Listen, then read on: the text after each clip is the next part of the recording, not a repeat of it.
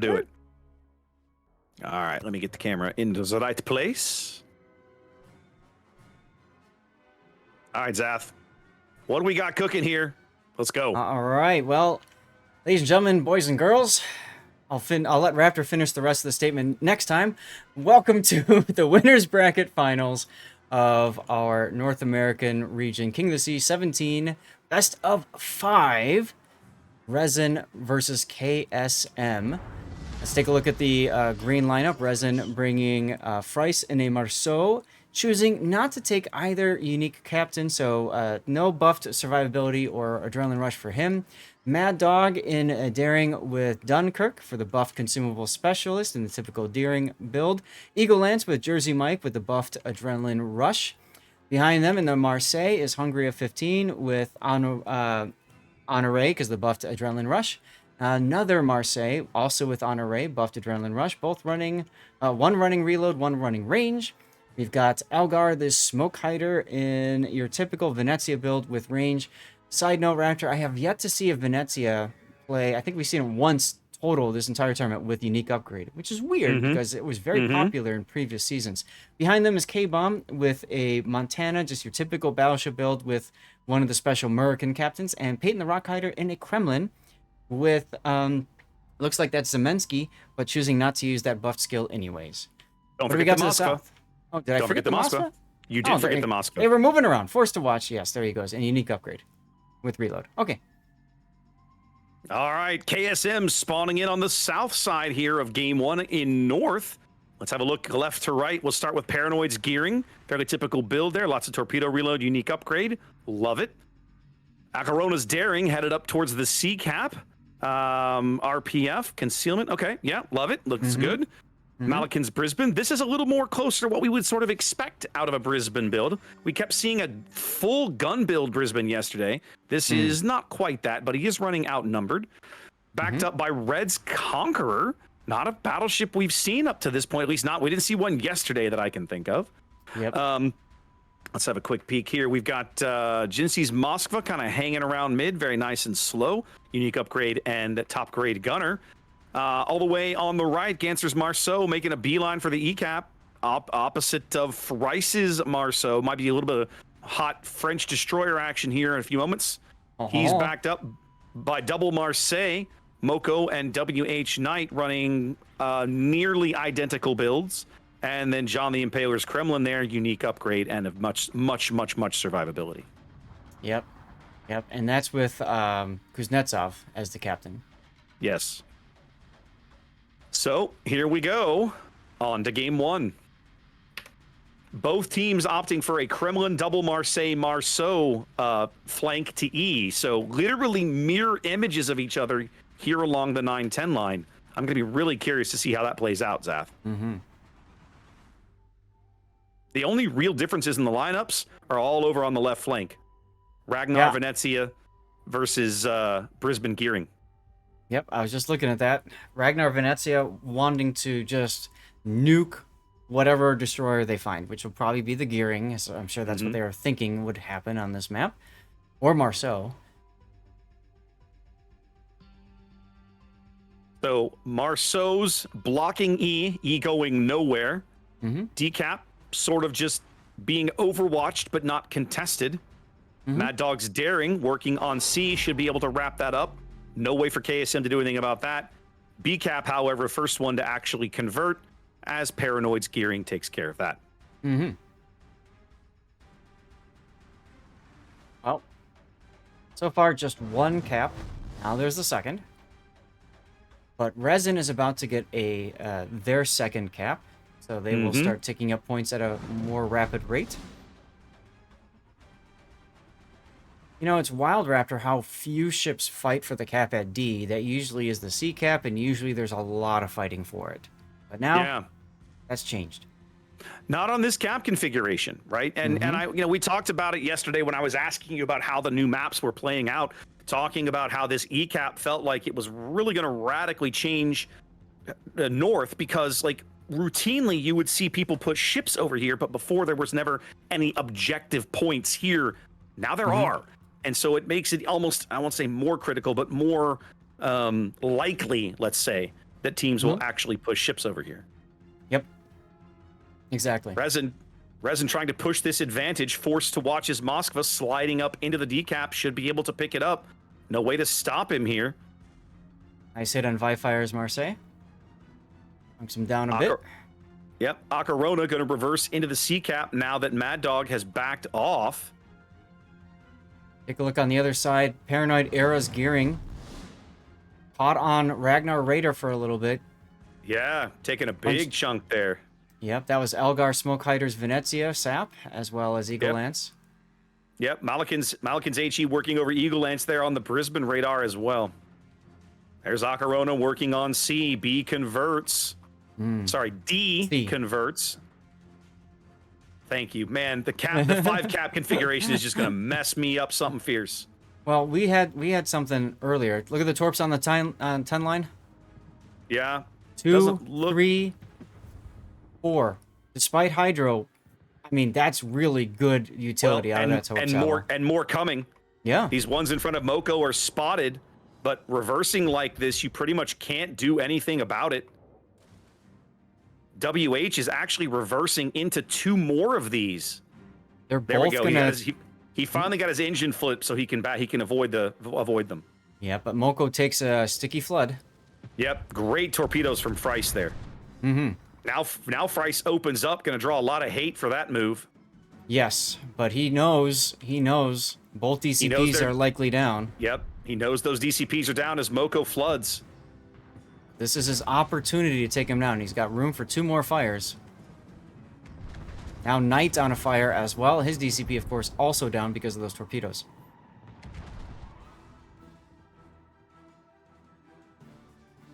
Both Marseilles on the 10 line here for KSM under a tremendous amount of threat. Moko double fire. Finally gets to a DCP, but 60 seconds from a heal.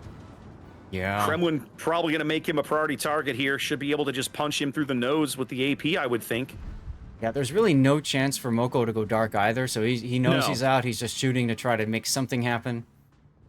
The best they can do, maybe to put WH in front of him and do a little get down Mr. President action, but I don't think it's going to matter, and it's not. Just enough. Fire also looking like he's going to become a casualty very shortly. Well, KSM knows they have to answer a kill with a kill. Well, they're about to get it, I think, although Fire does get to a heal, so maybe not. Yep, Ganser is going to be forced to sit there and take some more punishment to try to get this kill. 200-point lead and growing for Resin. Go ahead. You can see the Moskvas are trying to get in on this to help their respective teammates as well. Yep. They're going to lose Fire. He's just going to draw as much pain as he can before he goes out, and there he goes. Yep. And now Frice and Knight are quite low as well, but Knight is spotted and Frice is, well, Destroyer, so not. Yep, Frice going to go hug the island as Knight going to try to do something, but Knight has a Kremlin in his face.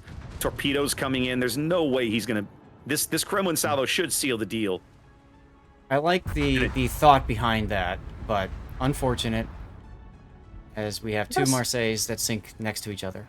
Aww. I gotta say, South, one of the things that baffles me a little bit about that play is it feels like you're giving up a lot of the mobility of a Marseille by just parking it on the 10 line. Well, yes. Part of the problem is the Marseilles are faster, and so when you get the Kremlin together, if you look at the minimap, they were right about the same height. So they were basically, I think, just waiting for the call, go. But then Frice's torpedoes were there, and the Kremlin was there. I think the big problem is the Kremlin was there. So they just kind of stopped, thought they were safe. Let's farm out the Kremlin. Said no one ever, because that's just not going to work. So brilliant torpedo strike from Frice there. Really cleaned up that flank nicely. Ganser back into the ECAP, going to hold that from ticking up. But it's a 250-point lead and holding more or less for these guys right now.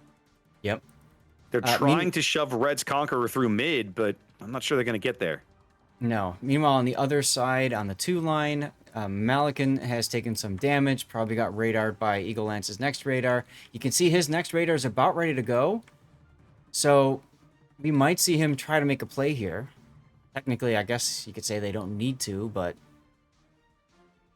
Corpse on the Venezia, though. Uh-oh, he decides to turn at the worst possible time. He's going to take 2. Ouch. Yep, 2 big hits on Elgar. Oh, speaking of big hits, Acarona. Yep. I saw that there.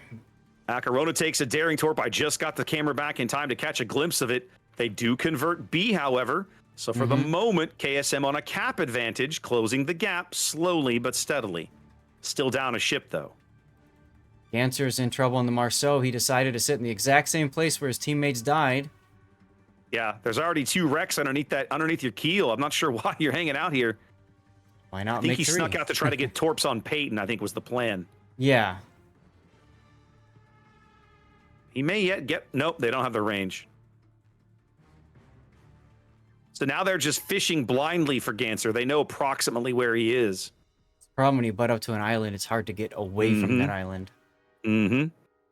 Fry's going to slide back in briefly and hold the E-cap steady. John's done a brilliant job of weathering the fire on this flank and staying in as well. Kremlin doing Kremlin things. He has 1 final heal. Peyton has 2. And he's using his now. Second to last. Well, Acarona does get the C cap, so that's good for KSM. They're closing the gap. It's almost down to 200 points now as D&E remain contested. But you have to, like, I have to feel like they're probably just waiting on a kill. Like, it feels like until something changes from a ship count perspective, nobody wants to make a mistake. Nobody wants to be the guy that gets dead.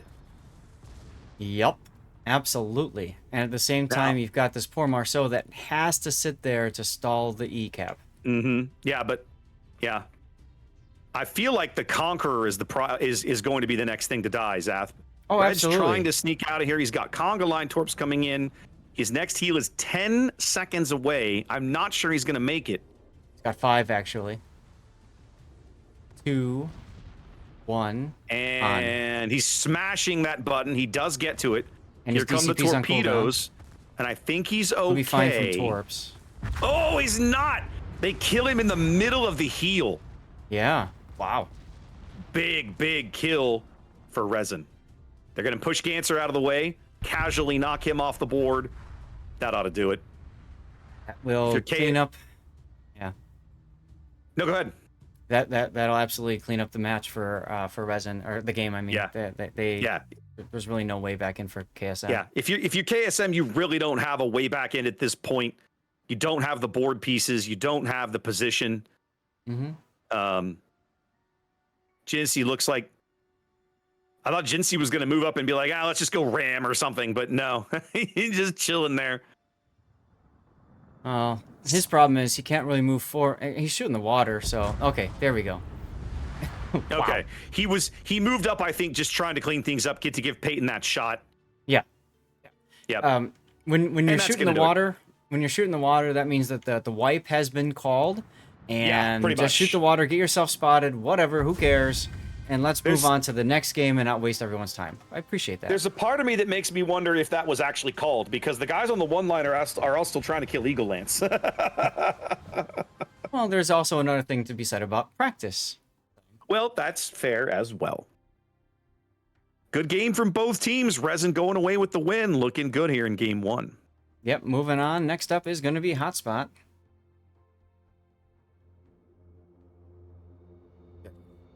I really do hope we get all the way to game 5, Zath. I really want to see Trap again. Absolutely. Trap I really want to see Trap. Such a highlight of this. It's such a crazy match to watch. It's such a crazy match to watch people play.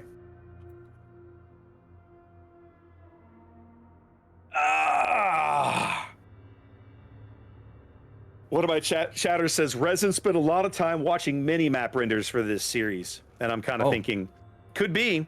Like, that's one of the tricks, when you play in an event like this, so many of the games get showcased, get cast. By the time you get deep into the tournament, it's very, very possible for you to have a large body of work, right, for you to watch of your opponent play certain maps. And of course, we're now playing 5 of the 7 maps, so you've probably seen stuff that they've tried. And that's another difference too that we didn't highlight when we did our little look over of past COTS is Now you have beyond the vision and watching casters, the easier thing to do is you go to wowstournaments.com, wows-tournaments.com. You at home can do this yourself. You can go to wowstournaments.com, you can go to King of the Sea, whichever region, you can go to matches, you can search for a specific team, and then you can download any and all replay renders, and you can download the actual replay file if you want to watch it yourself in your own client to see what your opponent's doing. There is so much more information available at your fingertips. And then there's this whole statistics tab too that you can go and play around with. And Raptor and I have done that in the past and looked at various stats and stuff. But all of this is available. And I've told this I've mentioned this to Raptor before in previous seasons. Because all of this is available, there are actually teams out there that look for people that will specifically download all this stuff, psychoanalyze everything, and say, okay, 9 times out of 10, this team runs this lineup, or this team bans this particular ship, or whatever. And there's just so much data available now. It's wild.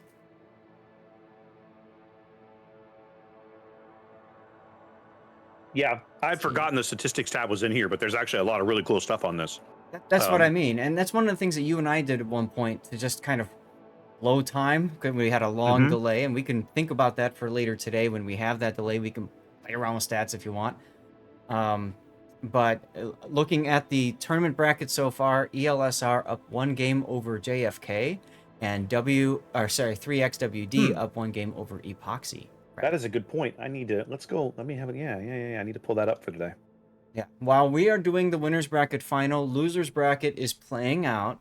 When we finish our winners bracket final, we will move down to losers bracket 4.1, which, if this goes to all 5 games, will most likely be in progress or just starting when we finish the winners bracket final. We asked all of you yesterday, what would you prefer us to do? Do you want us to go into losers bracket, or do you want us to go into winners bracket final? On both of us, our channels, it was like not unanimous, but heavily weighted towards winners bracket final. So that's why we are here bringing you this this match today. Okay. Sorry, grabbing a munchie while I'm sitting here. No worries. No worries. We're all seeing it. Sorry. Yeah, it's fine. You'll get over it. So looking over these stats, this is actually kind of interesting too, because, you know, one of the things that I like is there's an average. They show you the by map, you can see the game duration, minimum, shortest, longest, and average. And the average game on any map is roughly 12 minutes long. Like 12 minutes is the average game duration. Yep, I'm seeing it. I think that's interesting. And it also shows you that on only one map has there, even for the entire North American bracket, on only one map has any of these games gone all the way to time. And that's Shatter. That's it. Every other map has not had a single game go to time. In fact, the longest game played on North is still less than 15 minutes long. Yep. That's interesting. Something else interesting. Look how short the game is on Trap. It's 59 minutes and 07 seconds. And it looks like Hotspot. Well, I mean, these are probably draws called. So this, unfortunately, these stats aren't going to help. The shortest games are probably, yeah, who knows? The shortest one, unfortunately, probably not very valid, but interesting. Okay, they've got to remake the room, so we got to bail. It's fine. I'm not surprised. There's a lot of spectators in. There's a lot of people in there. Issues and stuff, so. The most banned map is Shatter, without question. Yeah. The most played map, interestingly enough, is Land of Fire. Kind of curious. Here's map bans. There's Shatter. Hotspot, the least commonly banned. Find that kind of interesting, considering that it's one of the ones with a wild new map layout. A lot of interesting data in there. I like that. Yeah, so we can chew on this a little bit as we go. And one of the things that might be really good for us to do in an extended break is take a look at the difference between regions. That's always one of the fun things. What's it looking like over on EU compared to NA, compared to Asia, that sort of thing. So keep that in the back of your mind, chat, and you too, Raptor, and we can look into that later. Now, the EU data isn't quite complete, right? Because their tournament has a whole other weekend left to go. That is kind true. of interesting. Same thing with Asia.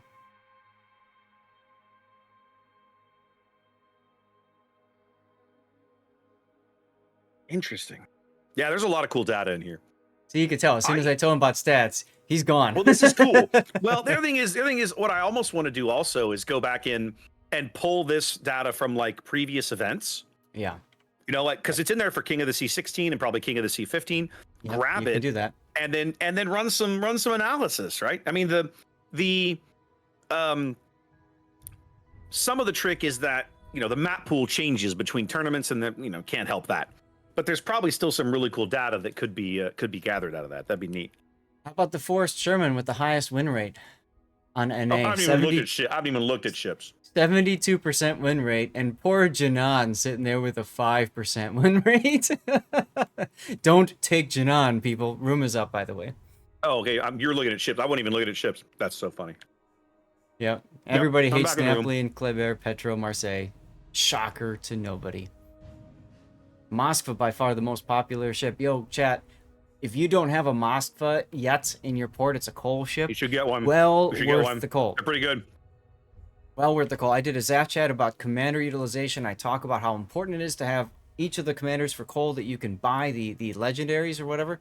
But as one of my viewers, Instant Cthulhu, likes to say, make sure you also have one premium ship per nation so that you can train up that captain and any other commander. So Moskva is a fantastic one for the Soviet tech tree.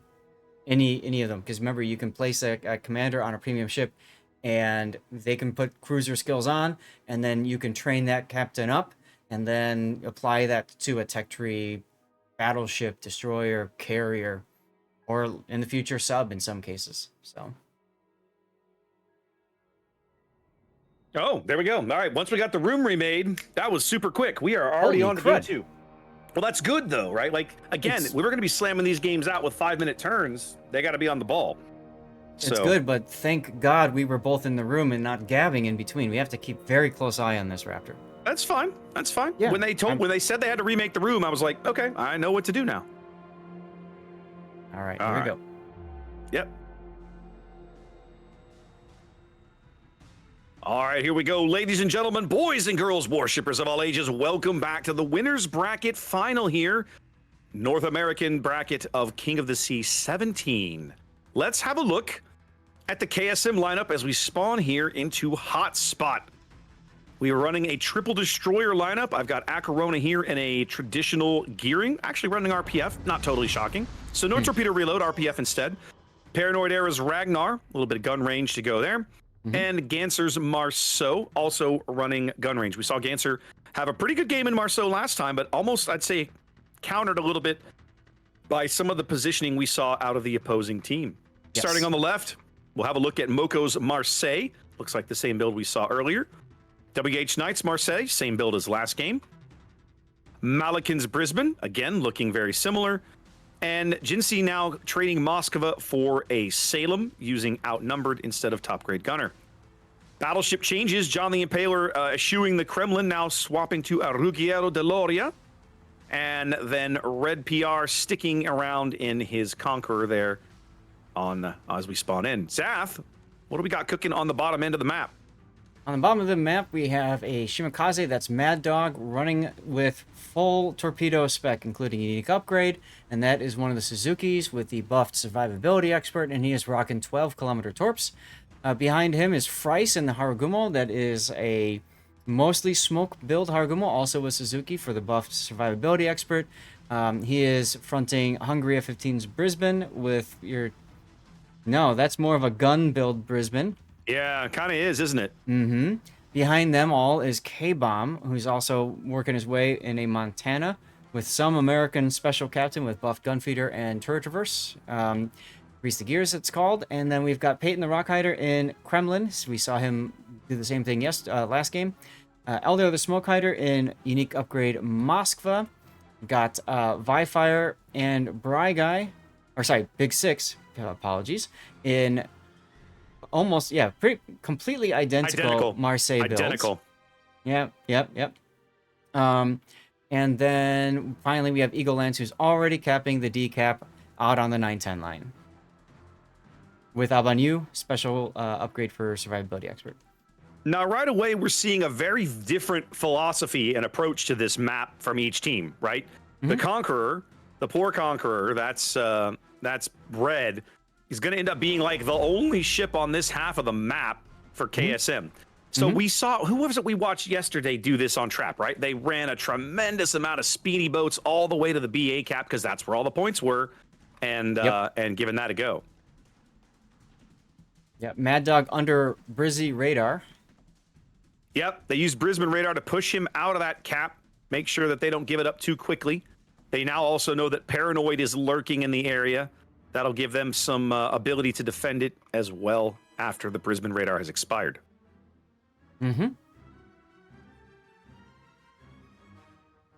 So that leaves one cap ticking right now, and that's for RESIN. They're the only ones getting points. That will change shortly, as I'm sure KSM is fixing to go into C. Actually, it looks like almost from two different angles. Ragnar's position, he was recently spotted, and also the gearing. I don't like that idea. Go in on both sides. Well, and I like that the Ragnar's coming back. At the minimum, he's going to be there to help defend the cap from Mad Dog, right? I mean, they know he's down there. Yeah, but he's going broadside to torpedoes. He'll be okay.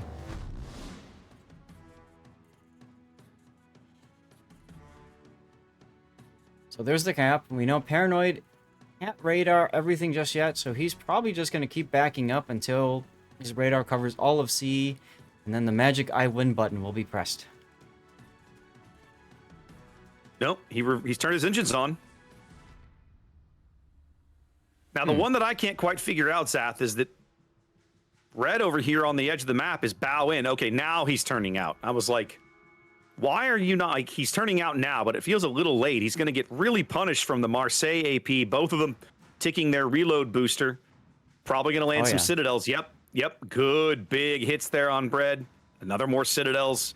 That Conqueror heal, not going to be as effective. It feels like he should have, I mean, he's the only ship over here. He should have already been set up to kite, and he wasn't. I don't understand that decision. Sometimes that's an indicator of you listening to the caller, being told to go here, and waiting until you're told to do something else instead of doing it yourself. Or it could be he asked for permission to do it and never heard back. Yeah. So that cost him a lot of hit points. Cost him a ton of hit points. He's 60 seconds from his next heal, and I doubt very seriously he's going to make it. Well, the problem is at this point, both Marseilles are just going to W, right? The Mosfa is going to W. Yeah. They know the kill is right in front of them.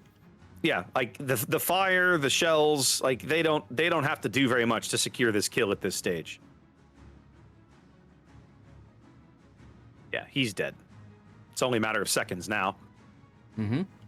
So KSM going to lose one of their battleships. Ooh, and Acarona got absolutely hammered in mid. I don't know what happened over here. Yikes. Probably spotted by Mad Dog's Shimakaze. Could be. And K-Bomb's Montana probably supporting. Yeah, he's turning his turrets now. Look over at the A side. So we're seeing now the Marseille. Oh, WH. I don't like this play. Don't like it. Like, if you're going to come over here, you spent 5 minutes getting to this side of the map to push. You got to keep pushing. You cannot take you can't take your feet off the pedal. Especially with Ganser being focused right now, like, you got to get yourself spotted. You got to get yourself shot at the very least. And more importantly, you have to take advantage of the fact that he and everybody else is distracted looking elsewhere. Get the damage in. Ganser's going to go out. Ganser's going to be dead here. He's on fire. There's Brisbane shells. There's no reason. There's no way Frice is going to quit shooting at him until he's dead. Right, but at least make Frice pay for it. Yeah. Then you can turn on around. 500 HP. Only a couple of shells will do it. 12 hit points still lit. Here come the battleship shells. They all miss somehow. Nope. Splish Splash. Is Ganser going to get away on 12 HP, Zath? He is. Well, maybe. Some shells still in the air. Still shells in the air. They're guessing. They have to get a little lucky to land one of these. Oh, they get it. Wow. The very last shell. But it's a 700-point lead for RESIN, Zath. They're just manhandling KSM right now. Yep. Oh, speaking of which. Yeah. Yep. There goes Malikan. You see my point? You see my point? Yeah. I think for my money, Zath, as I watch this game, I feel like it feels to me like the flaw is not in necessarily in KSM's execution. It's in their strategy. You know, we've talked about taking the speedy Marseilles, right, and doing fun things with them, and they're fun boats. But my frustration isn't the word. My concern with how they're deployed in this game comes down to, on this map, on the new hotspot spawn, you spawn intentionally way up here in like the northeast or the southeast side of the map. And then they tried to run all the way to A before being impactful. It took them 5 minutes to get over here before they could really impact the game. Well, by then, your Conqueror is dead. You have no one holding the back door closed. The other Marseilles started on the southeast corner and went straight to D, right? They were already relevant in the game within a couple of minutes. And so the whole thing just fell apart very, very, very quickly. Well, yeah, and to be fair, I don't think KSM was expecting their Conqueror to just die so early. I mean, agree. You know, so that happened too, which is unfortunate for them. Yep. And sometimes, and good Lord knows I'm not immune to this either. Sometimes you just have crap games, and it happens. We've seen it happen to teams before, even at this level of play. Absolutely. And pretty much what happened here to KSM. They're not even going to pick up a ship kill in this game, I don't think. They might, but I doubt it. Game's going to be over in seconds, and they're going to go back to the locker room and have to try to scrub this out of their brains and get ready for Game 3. It's a best of 5, so they have one last chance to win. If they don't, they will be knocked down to the losers bracket final, and they'll have another chance to get back into it. Yep. Now, this is one place that I will say I don't like the 5-minute turn. I feel like at this stage of the event, a 10-minute turn is fine, and it's it's exactly for this kind of reason, this kind of game. Yep. Or like I was saying before, like, you know, teams can call, hey, we need some extra time to figure stuff out, whatever. Yes, like this would be a perfect opportunity for you to take advantage of your timeout suggestion yesterday. Yes. You would go into the training room, you would tell the ref, we're going to exercise our extra 5-minute, you know, whatever you want to call it, timeout for this break. And so in this break, you say it's not 5 minutes, we have 10 minutes between games, right? And everybody knows right as you get in the training room, you have an extra long break. Exactly. All right. Well, back to the training room, back to the drawing board. KSM not looking so good so far in this series. Got to try and get up off the mat and figure something out here as we head to Game 3.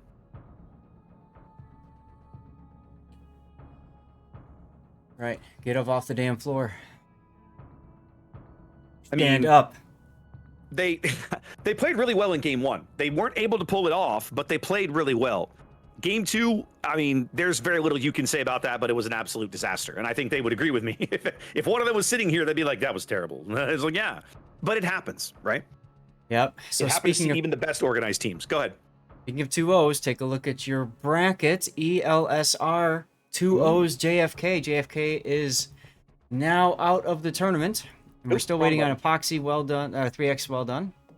I'm a little surprised by that, Saf. I really liked what I saw of JFK. I'm a little surprised they weren't able to at least take a game off of ELSR. They looked really good.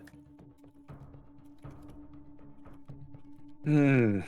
Yeah, there it is. 2-0. Okay. But like I was saying yesterday when we caught that final game last night or yesterday afternoon, ELSR, they have something to prove now. They've been knocked down to the bracket. There was some drama around decision making, whatever, but they're coming back and they say we're still going to do it. And it's kudos to them for having the heart to do that. That to me is the mark of a competitive team that wants to win. Remember, they are previous kings of the Sea NA. Yes, they are. RESIN and KSM have not been kings. Right? That is correct. One of these teams will be claiming the crown for the very first time, never having held it before. I believe there are individual members, right, that have been a part of a team that held the crown. Like I see Eagle Lance, and I see Peyton, and I believe they were on 07 at one time when they held the title, as an example. But yeah. I always love random people joining training rooms for tournaments. Isn't that always fun? Poor guy shows up and readies up a Colorado. Get out of here. Yeah. It's like, get out. What are you doing? What are you doing?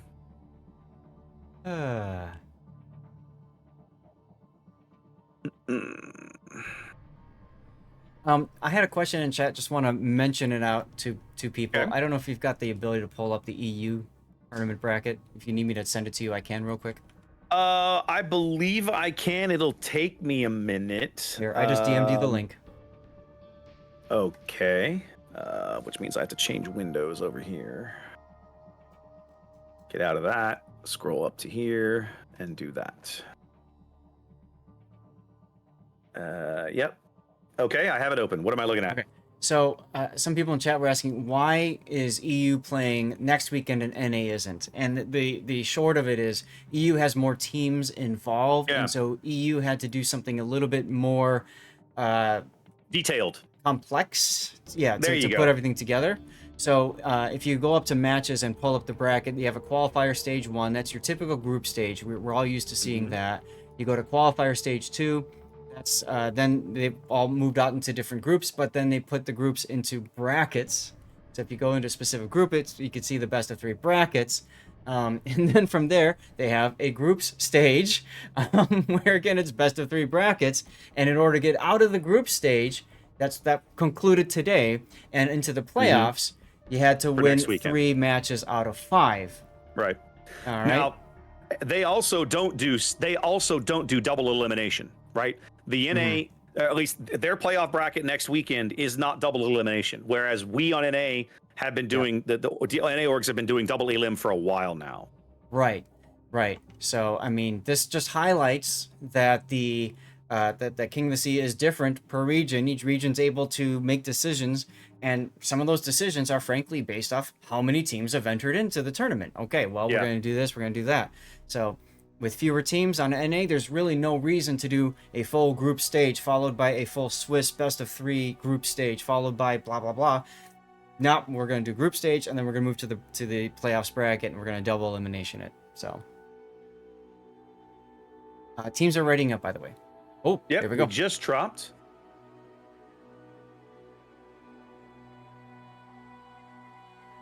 And I just pushed an ad roll because the other game just ended.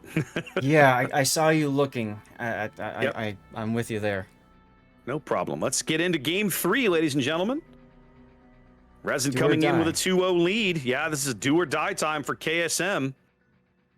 This is Resin's map pick, though. So let's see how we do with it. Zath, talk to me about the Resin lineup. Resin lineup. We've got Frice again with non-special Marceau, but he does quite fine with it. Eagle Lance in a Ragnar Jersey Mike. Mad Dog in a Marceau now with Abanyu. Elgar the Smoke Hider with unique upgrade Moskva.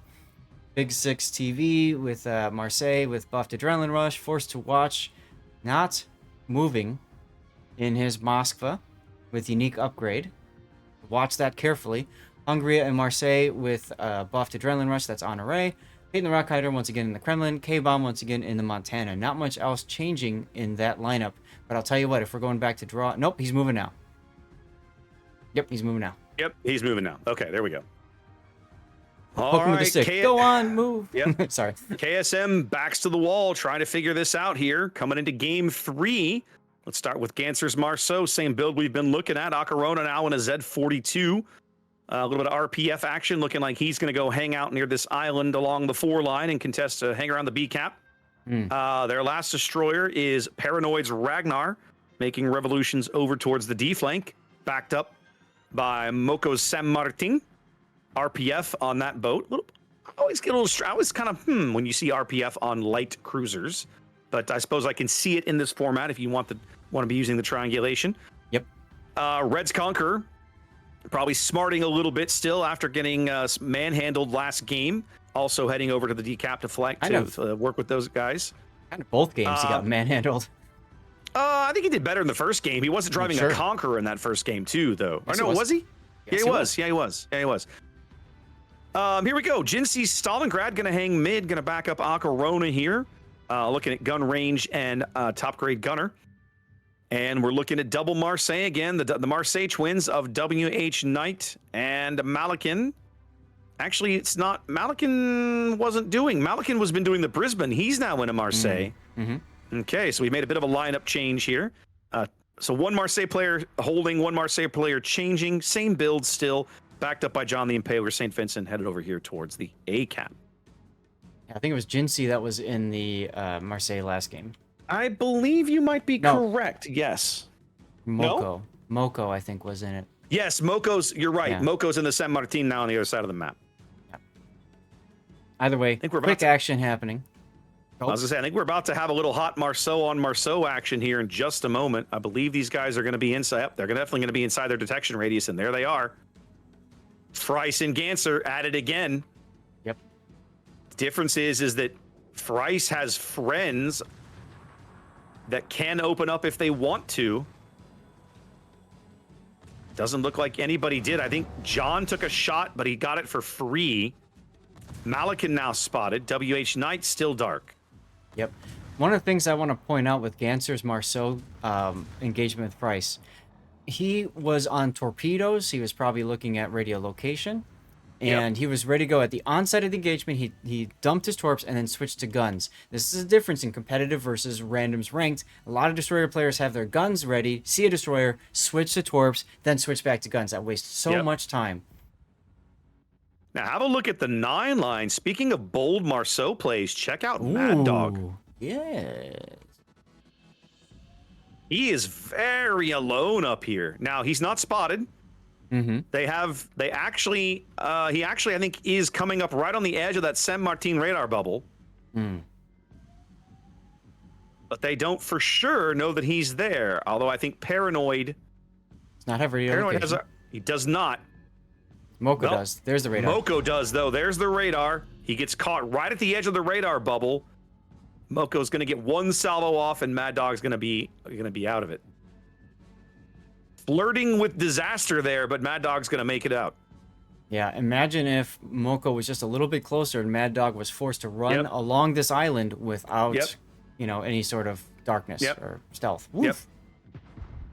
Moko probably opting for the smart play there. He would have had the option to turn in and chase. He didn't take it. He doesn't know what's behind Mad Dog up there, and so didn't want to risk it right now for just a few extra shots on the Marceau. Right, and with this kind of lineup, you would expect both Marseilles to be heading towards the 10 line. That's usually where they go. Yep, and we're gonna see some big toilet bowl action, as you like to say, Zath. We've got 3 ships down here in the corner for KSM. They're gonna have to retreat back to the west or the south, I believe. You've got there's a big 5-ship push available for RESIN to make down into the D cap, and on the other side of the map, you've got the Marceau capping A, the St. Vincent double Marseille, going to be pushing this direction. So going to be a little bit of a clockwise goings on. Yes. And remember, this is do or die for KSM. Losing is not an option for them. I mean, it is, I guess. You go back to the losers bracket, but come on. Certainly not a choice they're going to make willingly. Let's put it that way. Yes. Okay, now we are seeing the push form up over on the RESIN side as Peyton moves forward, and you can see a line forming with the Marseille and Kremlin, almost a full horizontal line. You've got one Marseille in front of the other, and of course that is to protect against torpedoes. If they're going to hit a torp, then at least the one behind will follow in the same path and not hit the same torp or different torp from that same spread. Peyton making big steps towards the D cap. Obviously going to go camp in there. Try to convert that cap over. One of the things that we've seen RESIN do consistently on these maps is that they seem to consistently play towards the areas where there are double capture zones. They're playing for the board control points. Yep. Now take a look at RESIN. If you draw a line on the map there, you can see that they're using the Marseilles to just kind of wheel around and sweep away the bottom end of KSM. Yep, and it's going to work too. Paranoid was taking some chip shots at Peyton. He's going to cough up some health for it as Big Six is getting some HE shells up his stern. Oh, yeah, that hurt.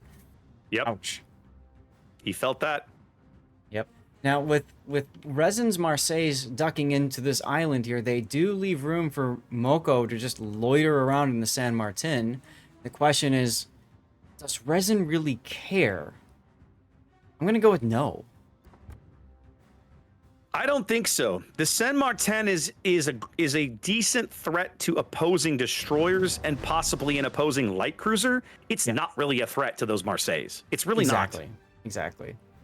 Certainly isn't a threat to Peyton, right? Mm-hmm. Well, as predicted, push up the A flank has the 1-2 line kind of now wheeling around. The resin, the resin push down the 8-9 line, kind of wheeling around, and everybody now going to go fight over mid as we're at a tie game. There's another, we had a lead change one way, there's the lead change back the other way. Still a close game here. 12 minutes to play in game 3. Now, Resin's also doing something else I like, Saf. They've pushed KSM's decap team all the way down to the bottom of the map, and now they're turning and going back north, back into the board. Like, we're going to leave you there. We don't care about you anymore. Right. And if I'm that San Martin, I'm looking at, okay, once they commit to leaving me alone, I'm going to make them pay for it. He's got to have to turn around and get ready to do that. And frankly, Red might also want to be thinking about doing that in the Conqueror. Look at this. Resin has recognized that potential threat. They back Hungria up, and they now have him facing the San Martin, basically saying, I dare you to come. Yeah, they're basically going to use these Marseilles to hold the back door closed to prevent KSM from pushing anybody up into their backfield and threatening these caps.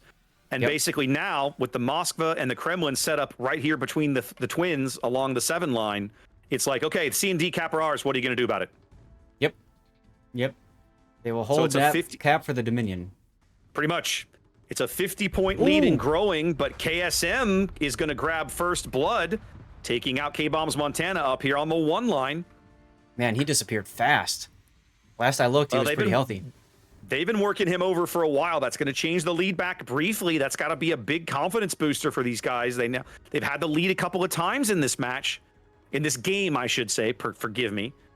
Okay. Which is something they haven't been able to say in the first 2 games. Once again, Marseille AP chewing into Conqueror's side. They're playing little games here, they're gonna have a hard time capping the B cap while Elgar's radar is available. That's the trick. You've got Eagle. Oh, and look you've at got Elgar. Look at Forced to Watch and Knight. Ooh, he's kind of caught out, isn't he? He's forced to run now. Yeah, Knight's gonna burn out, but Forced to Watch is definitely in a bad spot here. Yeah, and he will be forced to watch the rest of the game. He will definitely be watching. He will not be participating. They're gonna lose Knight for sure. It's just a matter of time. The hard thing about that, though, is that John the Impaler is all by his lonesome up in the front now, afterwards. Yeah. So we trade kills there. Resin will shortly move back out to the lead again, but they are down ships at the moment. Look at Resin almost like being chameleons. They're just attached to this island chain right here. Well, and they're using the cover to good effect too, right? Exactly. They've moved up to focus John out, who has yet to hit one of his heals. It's got to be coming in seconds. I mean, he might as well. There's a mod Raptor, and I'm sure you run it too, that kind of flashes at you when you're changes color when you get max. And it's so easy to make the mistake of waiting too long because of that, because you're like, oh, I want to wait till I get max heal. Yep. Eagle's also playing a very dangerous game. While his teammates are busy focused to the St. Vincent, he's in a gunfight here in mid, but it's a bit of a 3-on-1. Akarona's putting shells on him. Jincy's putting shells on him. Ganser trying to get back in Cap B while the Moskva is distracted. Yep, needs to happen, but John the Impaler needs to also, like, get out of there. John's heel is done ticking. The torpedoes from Frice are coming in. That looks like those are going to be impactful, although John may make it. As long as he he's fine. He can't change his engine. If he changes his engine, he's in trouble. But as long as he keeps reversing, he'll make it. I was also looking at underwater features. There's nothing that will grab him at this point, so he's fine. No, there's nothing there. John's coughed up a huge chunk of his HP, but it is going to allow his teammates to grab the middle of the board. Now, have a look at the 10 line, Zaf. Hungary is looking a little worse for wear. We're seeing a little bit of a push going on back here against these Marseilles. Which absolutely... Conqueror AP. Conqueror AP coming in. That's going to let Moko win this duel. Another big kill for KSM, up 2 ships now. Yes. This is what needed to happen. Moko needed to go onto the border, and he did that, but he is on triple fire right now. Yep, John able to salvage his ship back to cover, 16 seconds to a heal as Fryce opens up on him. But I think it's going to come a little too late. No way. I don't know. Oh, they got a fire. They're going to try and tag team him with Mad Dog before the heal lands. Mad Dog. Yep. There goes the heal. I don't know. Can he power through it? He's powering through it right now. Check it out. Yeah, I see it. He also can't go much farther back, or else he'll give his side to the Moskvas. Yeah, he's got to be very cautious of the Moskva Kremlin pair back there. For the moment, 7 minutes to play, and it's a 50-point lead for KSM. In a game they have to win, they get the other Marseille. That's huge. Yeah, so now huge. The 2 Marseilles set up to hold the back door closed, but KSM polishes them off, and now the decap is open if they want to try for it. If I'm red, I'm going straight for it. I mean, Ragnar, what are you gonna do? Torp me? Oh wait, you don't have but one torpedo. Yeah. Moko but trying to get hits here. He's got to watch out for giving the Kremlin Moskva side, though, if he does go into the decap. So you can see he's not doing that. He's trying to stay bow onto the potential AP broadsides. They're gonna lose red here, I think. Heals up. Well, no, he's got a Crancy heal taken too. They got Eagle, and now we're 60 seconds from a KSM win in this game. Paranoid's Ragnar headed to D. Red's got to try and hang on here. Try not to get blown off the board. I think he'll be okay as long as he doesn't show side. Double Marceau's trying to farm out Jean the Impaler again. They're going to get him this time, I think. Well, bloody hell, Zath, his next heal is 10 seconds away. Can he make it? No, not this time. No. He's going to get one last salvo out. RESIN's finally going to pick up a big kill they needed to grab several minutes ago. Yes. So the problem with red now is Seal's on cooldown, and he's on his... Never mind, he's dead. That's his problem. Right now, he's dead. Yep. It's still a 60,000 health point advantage here for KSM, though. RESIN executed their plan to perfection, but KSM found a way to get back in. Yeah. I love the use of the Z42 to provide some respite for Malikan with the smoke. Yep, the short little smoke is all he needed. Just give him a little break here. The big problem, though, is Paranoid. Lost a lot of hit points for his insolence of shooting. Yep. Ooh, and they're going to guess. Are they going to get him? Ooh, they clip him again. He's still burning? He is still burning. Well, that was yeah. And the big problem, too, is he's in the cap. Oh, they're going to get him! Yep. He's in the cap, and they know that he's not within radar range, so he goes right for where the edge of the cap is. Brilliant salvo for Elgar. Oh, my goodness. KSM doing good work to get into the back door, but not able to maximize it. Maybe getting a little too cheeky here. Lead and change. Now we're still on track for a RESIN win in 60 seconds. I can't believe this, Seth. After KSM worked their butts off to get back in this game, they may have yet still found a way to lose it. It looked so good for KSM. And you're right, maybe a little cheekiness there with the Conqueror, maybe going a little bit too aggressive. Moko's doing something smart. He's got hard cover from the Kremlin and the Moskva. He's going to drive right up in and stop the points on C. He is going to have time to do it. There's the radar, so they can... He's going to have time. He's going to have time to stop the points. The question is it going to matter? That's a question I can't answer right now. The problem with this KSM radar has to get a kill. The problem with this radar is it just told them he's coming to C. Like, I'm sure they know it already, but the radar confirms it. The radar confirms it, and you can see already they're like, all right, well, let's prepare for that. Well, 15 seconds now. He's going to step onto the cap. That buys them 5 seconds. He is capping at least, but it's not going to happen in nearly enough time. A game that KSM almost came back from. They almost found a way, Zath. 10 seconds, 5 seconds. They need a kill. They've got nowhere to get it. Not going to get it, no. Man. Man, Zath, they lost the Conqueror and the Ragnar. And you're right, the Ragnar didn't need to be shooting, and that literally cost them the game. Cost them the game right there. If he lives, not only do they retain the points, but they cap D and are able to stay in the lead and finish the game off, because RESIN has no way back into that cap. None. Man. They got a little too overzealous, I think. Yep. Rough. Very, very rough indeed. But hey, congratulations to RESIN for looking extremely good these 3 games. Absolutely. There's your winners bracket final. They a straight sweep by RESIN. They are clearly the team to beat right now in King of the Sea 17. You got it. All right. Let's take a quick look at the bracket. I checked in. Voting starts in 4 minutes for the losers bracket, the next game that we're planning on going to. Let's bring that up.